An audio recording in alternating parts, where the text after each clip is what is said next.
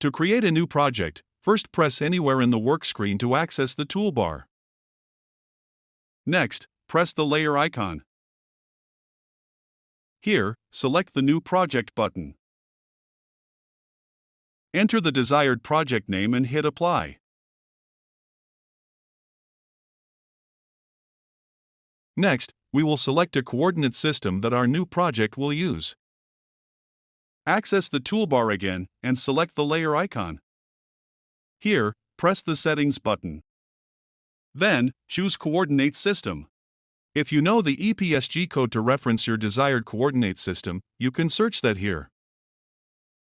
For our NAD83 state plane system, select Custom.